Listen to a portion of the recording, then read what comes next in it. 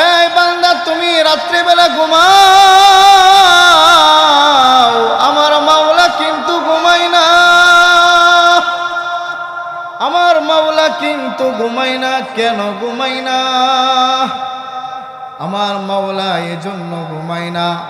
আমার মাওলার কথা হইল, বান্দা তোমাদের ভিতরে অনেক বান্দা আছে 30 বছর 40 বছর পার হয়ে যায় ইবাদত করে না, এমন মানুষ আছে না নাই? 20 বছর 30 বছর 40 বছর পার হয়ে যায় আল্লাহর বন্দেগী করে না, এমন মানুষ আছে না নাই? নামাজ পড়ে না, মসজিদে যায় না, এমন মানুষের অভাব নাই। হায়াতি শুধু গুনাহ আর গুনাহ, গুনাহ আর গুনাহ। আল্লাহ পাক বলেন, বান্দারে রাত্রেবেলা তুমি ঘুমাও, আমি মাওলা পাক কিন্তু দিনেও ঘুমাই না, রাত্রেও ঘুমাই না। ঠিক কিনা জোরে বলেন? হুজুর বলতে পারেন, হুজুর তাহলে আল্লাহ পাক দিনে ঘুমাক, আমরা রাত্রে ঘুমাই না? মাওলা পাক বলেন, না আরে বান্দা, আমি মাওলা দিনেও ঘুমাই না, রাত্রেও ঘুমাই না। আল্লাহু আকবার বলো, আল্লাহু আকবার। কেন আমি মাওলা পাক ঘুমাই না? বান্দা তুই জানোস নি রে বান্দা, এই যে মাদ্রাসার মাহফিল শুইনা তুই 40 বছর যাবৎ তুই ইবাদত বন্দেগী করস না। বান্দারে 40-50 বছর যাবৎ তুই গুনার গুনা তুই করস রে বান্দা। আজকে মাহফিল শুইনা এই বান্দা রাত্রে 2টা বাজে 3টা বাজে তুই চিন্তা করতেছে, হায় আমার হায়াতের 40 বছর পার হয়ে গেছে, আমার হায়াতের 50 বছর পার হয়ে গেছে, আমার হায়াতের 30 বছর পার হয়ে গেছে, আমি মাওলা পাকের বন্দেগী করতে পারলাম না। আমার জীবনে শুধু গুনাহ আর গুনাহ আর গুনাহ আর গুনাহ। এ বান্দা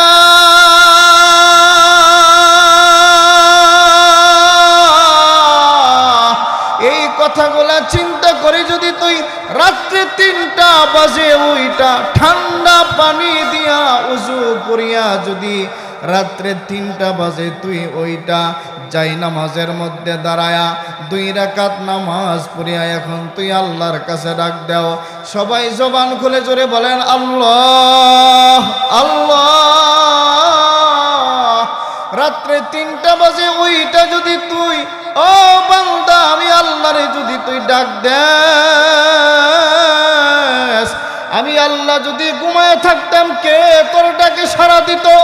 এই বান্দা তোর ডাকে সাড়া দেওয়ার জন্য আমি আল্লাহ পাক রাত্রে ঘুমাই না। বান্দারে এই ডাকটা যদি তুই দিনের বেলা দিতে, আর দিনের বেলা যদি আমি আল্লাহ পাক ঘুমায় থাকতাম, তাহলে কে তোর ডাকে সাড়া দিত রে বান্দা? এ বান্দা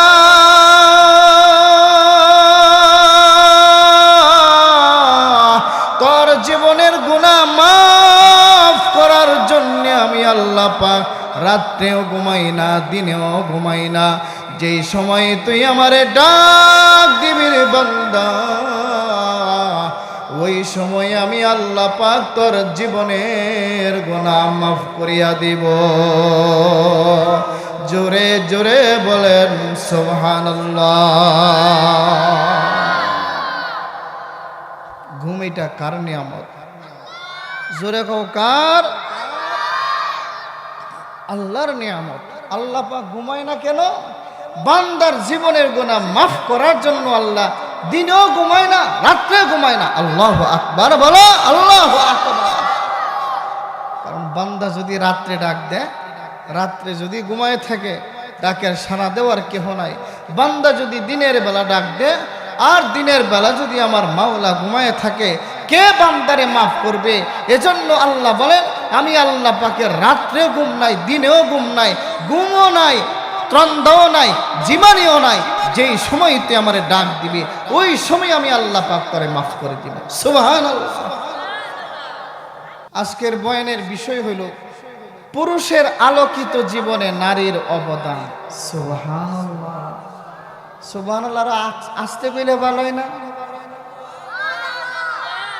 আরো জোরে কন সুবহানাল্লাহ। এই জগতের ভিতরে যত কয়টা মানুষ আল্লাহর ওলি হয়েছে, যত মানুষ আল্লাহর পিয়ারা হয়েছে, প্রত্যেক মানুষের পিছনে, প্রত্যেক পুরুষের পিছনে নারীর অবদান আছে না নাই? জোরে বলো, আছে না নাই? নারীর অবদান আছে। এই যে দেখেন খাজা মাইনুদ্দিন চিশতি আজমিরি, সুবহানাল্লাহ।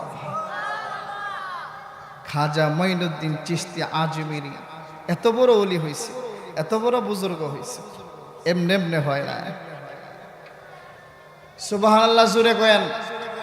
খাজা কুতুবউদ্দিন খাজা মাইনুদ্দিন চিশতি আজমিরি অল্প কিছুদিনের ভিতরে ওনার হাতে হাত দিয়া 7 লক্ষ হিন্দু কালিমা পড়ে মুসলমান হয়েছে। আপনারাও কোন সুবহানাল্লাহ জোরে কোন মিয়া সুবহানাল্লাহ।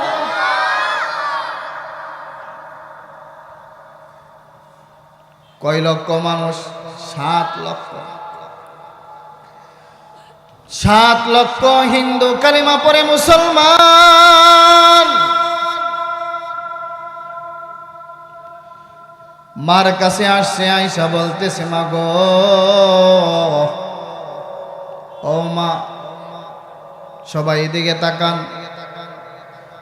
মার কাছে আয়েশা বলতেছে, মা গো,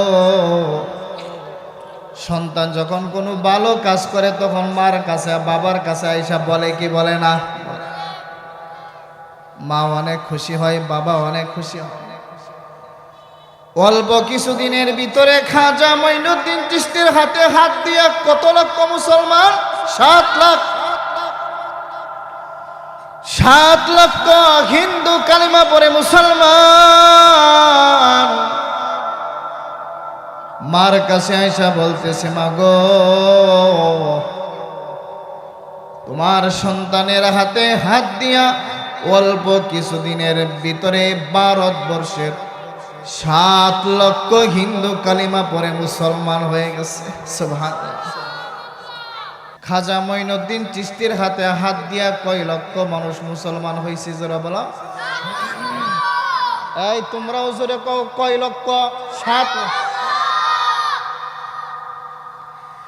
মার কাছে আয়েশা বলছে, মা,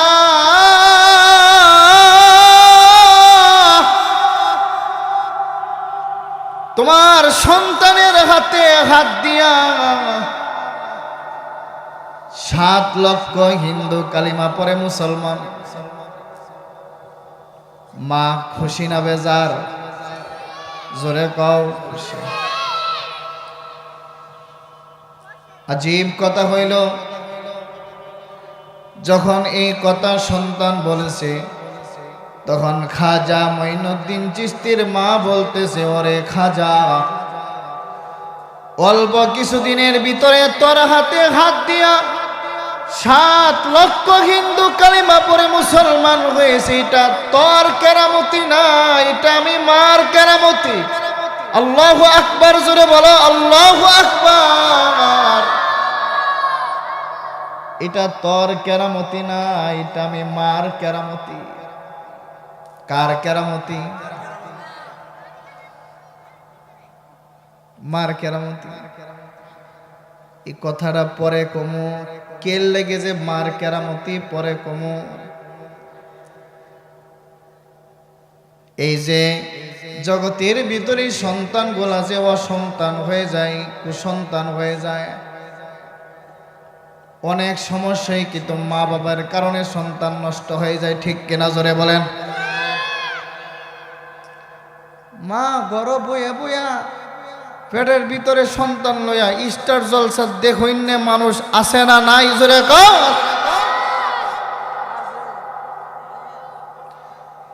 স্টার জলসা, জি বাংলা, অমুক বাংলা, তমুক বাংলা সন্তান গর্বে লইয়া দেখে এরকম মানুষ আছে না নাই? জোরে বলো।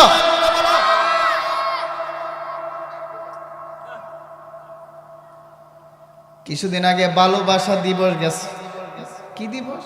ভালোবাসা দিবস। ভালোবাসা দিবস গেছে। মগা আর মগি ভালোবাসা দিবসে পার্কে গিয়ে এসে ফুচকা খাওয়াইন না, ছেলে মেয়ে আসে না নাই? আর একটু জোরে সবাই পাও, আসে না নাই? ফুচকা খায়, কি খায়? ফুচকা খায়। মগার মগি ফুচকা খায়। মগার মগি কি খায়? ফুচকা খায়। এখন মগায় মগিরে বলতেছে, ওগো খাও না। কি খাও না? মুগিরে কয়, মুগিয়ে বলে না খামু না। আসে না নয়? সেরেন তোরা কি দুপুরে ভাত খাস নাই? জোরে কো আসে না নয়?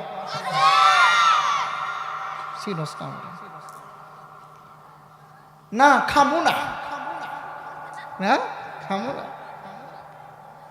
মগা কেন খাইবা না? কে ভালোবাসা দিবসে আমার প্রিয় মানুষটার হাতে তুলে খাওয়ার কি একটু অধিকার আমার নেই? আছে না নাই?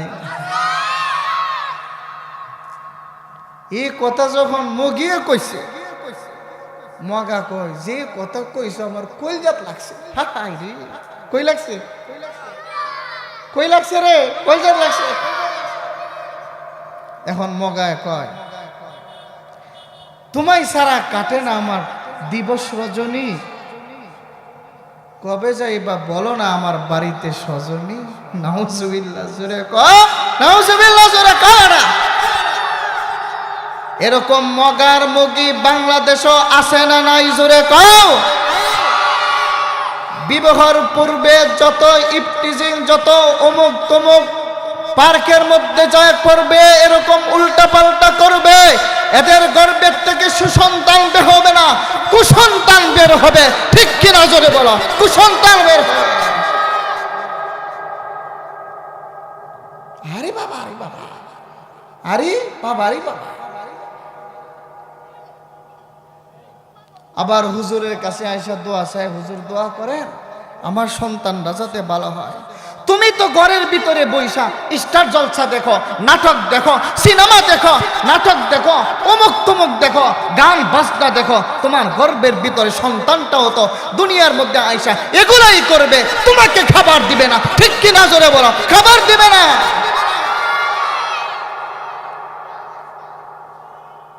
কি জন্য আমাদের বংশের ভিতরে কি জন্য ভালো সন্তান হয় না? কারণ আমরা সন্তান, সুসন্তান হওয়ার জন্য যে কাইফিয়ত, এটা আমরা হাসিল করি না। ঠিক কিনা জোরে বলেন, হাসিল করি না। খাজা মঈনুদ্দিন চিশতির মা কি বলছিল?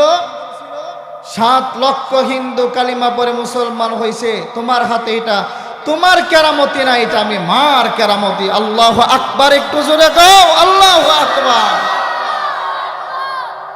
বসো।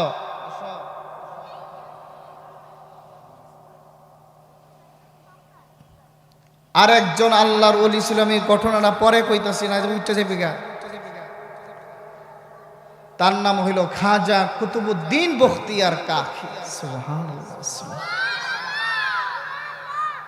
ও পর্দার আড়ালের মায়েরা, ও পর্দার আড়ালের মায়েরা, যারা বয়ানগুলো শুনতেছেন, এত কথা শোনার দরকার না, একটা ওয়াজই শুনেন।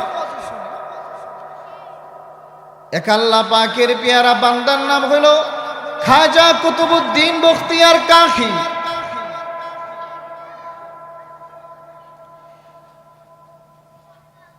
এই খাজা কুতুবউদ্দিন বখতিয়ার কাকি যখন ছোট মানুষ, খাজা কুতুবউদ্দিন বখতিয়ার কাকির মা, খেয়াল করেন, খাজা কুতুবউদ্দিনের বয়স যখন 6 অথবা 7, বয়স কত? 6 অথবা 7। সন্তান যখন মাদ্রাসায় পড়ে, তখন মাদ্রাসা থেকে বাড়িতে আসে।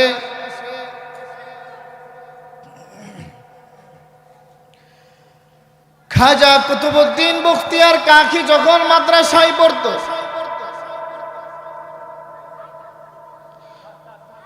খাজা কুতুবউদ্দিন বখতিয়ার কাকি যখন মাদ্রাসা থেকে বাড়িতে আসতো,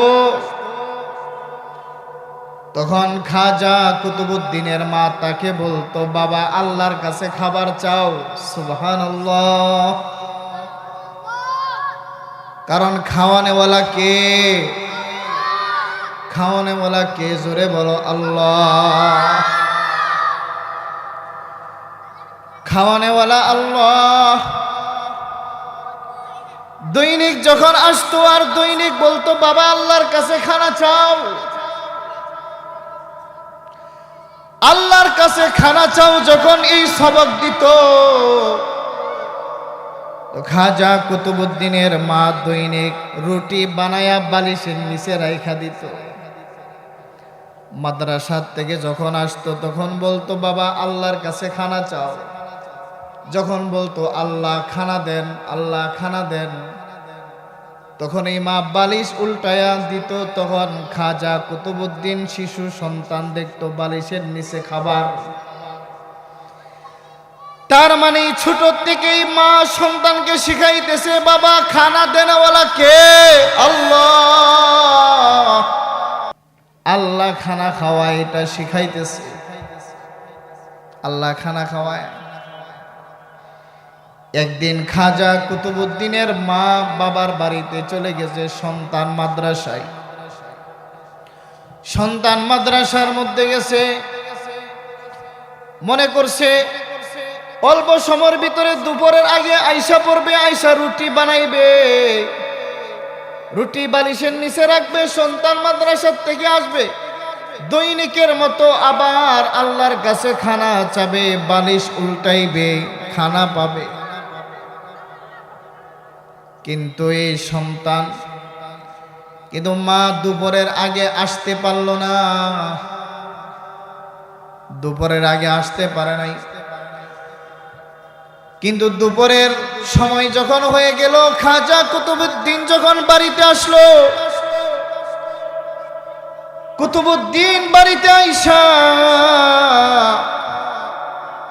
দৈনিকের মতো বালিশের পাশে যায়, বলে আল্লাহ খানা দেন। আর এদিক দা মা দোয়া করতেছে, আল্লাহ দৈনিক তোমার এই বান্দাটাকে, আমার এই সন্তানটাকে আমি এই সবক শিখাই, আল্লাহ তুমি একমাত্র খানা খাওয়াও, তুমি রিজিক দেনেওয়ালা। ঠিক কিনা জোরে বলেন?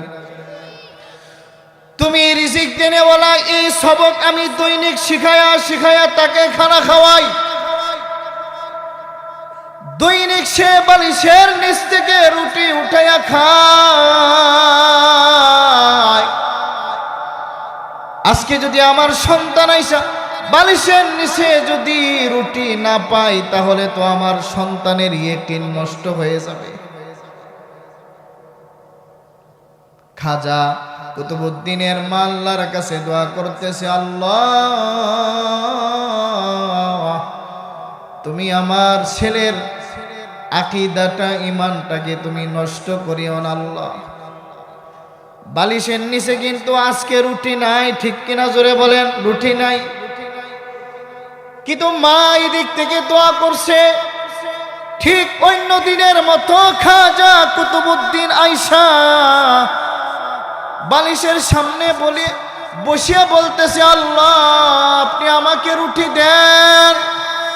বলিয়া যখন বালিশ উঠাইছে, বালিশ উঠাইয়া দেখে অন্য দিনের মতো আজকেও বালিশের নিচে সে রুটি দেখা যায়। সুবহানাল্লাহ। আজকেও রুটি। খাজা কুতুবুদ্দিন বখতিয়ার কাকি রুটি খাইছে। মা যখন আসলো, আইসা বলতেছে, বাবা আজকে তো তুমি খানা খাও নাই। বলতেছে, মা রুটি তো খাইছি। কই থেকে খাইলা? যে মাওলা আমাদেরকে দৈনিক রুটি খাওয়ায়, সেই মাওলাই তো রুটি খাওয়াইছে। আল্লাহু আকবার বলেন, আল্লাহু আকবার। এই খাজা কুতুবুদ্দিন বখতিয়ার কাকিকে মা কিভাবে সবক শিখাইছে, ঠিক কিনা জোরে কান? শিখাইছে। খাওয়ানেওয়ালা কে? বাঁচানেওয়ালা কে? আল্লাহ। এই খাজা কুতুবউদ্দিন বখতিয়ার কাকির যখন এন্তেকালের সময় হয়ে গেছে, আমার শেষ কথা, যেই সন্তানটাকে মা এইভাবে সবক শিখাইছে, এইভাবে ছোট থেকে বড় করছে, সে লোকটা কত বড় আমলদার, আল্লাহু আকবার, কত বড় আমলদার হয়েছে। এই খাজা কুতুবউদ্দিন বখতিয়ার কাকির যখন এন্তেকালের সময় হয়েছে, কখন? এন্তেকালের সময়। খাজা কুতুবউদ্দিন বখতিয়ার কাকি বলে, ওনার এন্তেকালের আগে আগে ওনার খাদেমকে বলে, খাদেম, আমার এন্তেকালের পরে আমার জানাজার নামাজ যেমন চা সে পড়াবে না, আমার জানাজার নামাজ যে পড়াইবে তার মধ্যে 4টা গুণ থাকতে হবে। কয়টা? জোরে বলেন, কয়টা? আমার জানাজার নামাজ যে পড়াইবে তার মধ্যে 4 গুণ থাকবে। 1 নাম্বার, বাবা হায়াতে কি নসিহত নিছেন তা জানি না, কিন্তু এই কথাটা দিলের কান দিয়ে শুনে। খাজা কুতুবউদ্দিন বখতিয়ার কাকি বলে, খাদেম,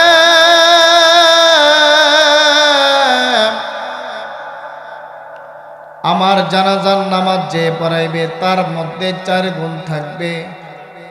1 নাম্বার, যার জীবনে কোনোদিন তাকবীরে উলা ছুটে নাই, সুবহানাল্লাহ,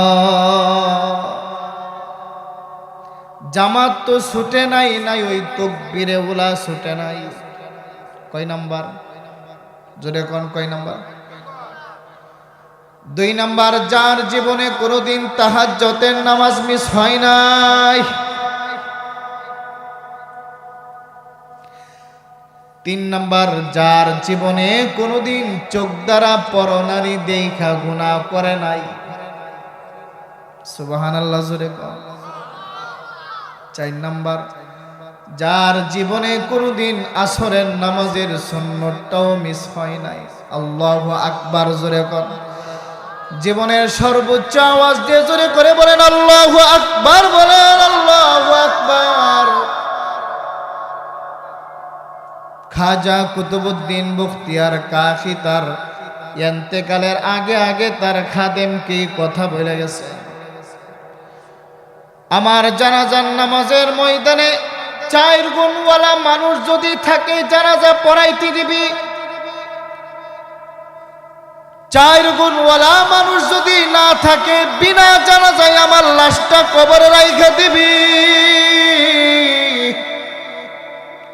কেমন কথা, কত উচ্চাঙ্গের কথা। তার মানে তার জীবনে কোনোদিন তাকবীরে উলা ছুটে নাই, তার জীবনে কোনোদিন তাহাজ্জুদের নামাজ মিস হয় নাই। যে বলতেছে তার কোনোদিন তাহাজ্জুদের নামাজ মিস হয় নাই, তার জীবনে এই আমলগুলা আছে, এই জন্য ইন্তেকালের আগে এই কথাগুলা বলে গেছে। খাজা কুতুবউদ্দিন বখতিয়ার কাকির ইন্তেকাল হয়ে গেছে। খাজা কুতুবউদ্দিন বখতিয়ার কাকির ইন্তেকালের কথা শুনা হাজার হাজার মানুষের সমাগম,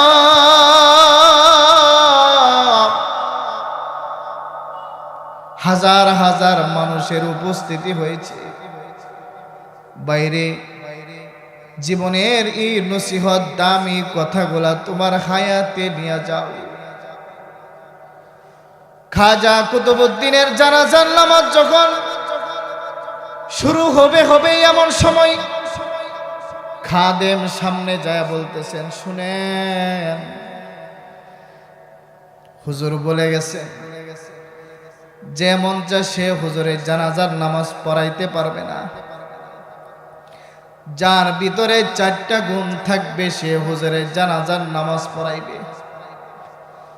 যার জীবনে কোনোদিন তাকবীরে উলা ছুটে নাই, যার জীবনে কোনোদিন তাহাজ্জুদের নামাজ মিস হয় নাই, যার জীবনে কোনোদিন চোখ দ্বারা পরনারী দেখে গুনাহ করে না,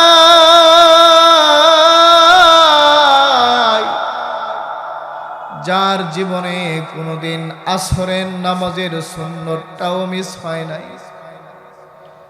এমন 4 গুণওয়ালা মানুষ যদি থাকেন জানাজার নামাজ পড়াইতে আসেন, এমন 4 গুণওয়ালা মানুষ যদি না থাকে বিনা জানাজায় লাশটা কবরে রেখে দিতে বলেছেন। আমার মুসলমান ভাইরা, আমার বাবাজি,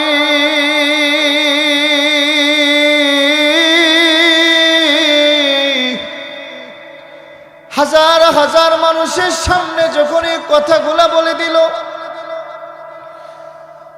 শত শত না হাজার হাজার আলেমদের সমাগমের ভিতরে যখন এই কথাগুলা বলে দিল, আলেমরা সামনের কাতারে দাঁড়াইছে। কত বড় বড় মুফতি ছিল, মুহাদ্দিস ছিল, সবাই মাথা নত করে কান্না শুরু করে দিছে। আর মনে মনে চিন্তা করতেছে, হায়,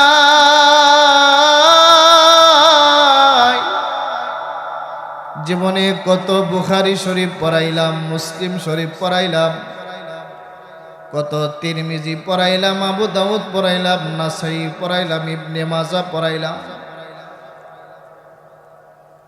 কত মিশকাত শরীফ পড়াইলাম, জালালাইন পড়াইলাম, তাফসীরে বাইজাবি পড়াইলাম, তাফসীরের বড় বড় কিতাব পড়াইলাম, হাদিসের বড় বড় কিতাব পড়াইলাম, কিন্তু খাজা কুতুবউদ্দিনের জানাজার নামাজ পড়াইবার উপযুক্ত হইলাম না।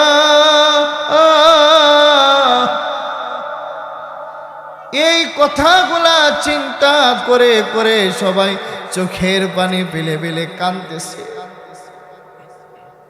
আর চোখের পানি ফেলে ফেলে কাঁদতেছে, আর আফসোস করতেছে, হায়, আজকে যদি আমলগুলা করতাম তাহলে কুতুবউদ্দিনের জানাজার নামাজ পড়াইতে পারতাম। সময় চলে যাইতেছে, কেহ জানাজার নামাজ পড়াইতে আসে না।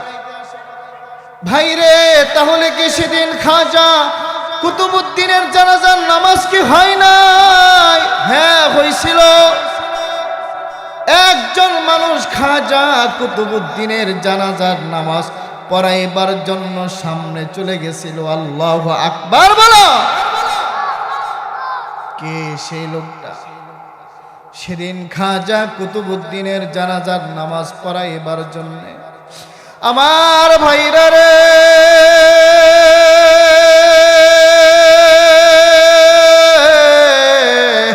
সেদিন খাজা কুতুবউদ্দিনের জানাজার নামাজ পড়াইবার জন্য কোনো আলেম সামনে যাইতে পারে নাই, কোনো মুফতি সামনে যাইতে পারে নাই, কোনো মুহাদ্দিস সামনে যাইতে পারে নাই, কোনো বক্তা সামনে যাইতে পারে নাই।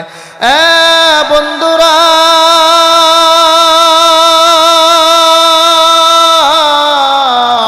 সেদিন খাজা কুতুবউদ্দিন বখতিয়ার কাকির জানাজার নামাজ পড়াইবার জন্য সেদিন দিল্লির সুলতান, দিল্লির বাদশাহ, দিল্লির শাসক, দিল্লির রাজা সুলতান শামসুদ্দিন আলতামাস রহমতুল্লাহি আলাইহি, যিনি কোনো আলেম ছিলেন না, সাধারণ একজন রাজনীতিবিদ ছিলেন, সেদিন খাজা কুতুবউদ্দিন বখতিয়ার কাকির জানাজার নামাজ পড়াইবার জন্য সেদিন দিল্লির বাদশাহ সামনে চলিয়া গেছে। জোরে জোরে বলেন আল্লাহু আকবার। সামনে যাইয়া কাপড়ের কাপড়টা খুইলা বলে, আল্লাহর ওলি, নিজে পরের আমল ফাঁস করে কবরে যাও কেন? আমার জীবনে কোনোদিন তাকবীরে উলা ছাড়ি নাই, তুমি ফাঁস করলা কেন?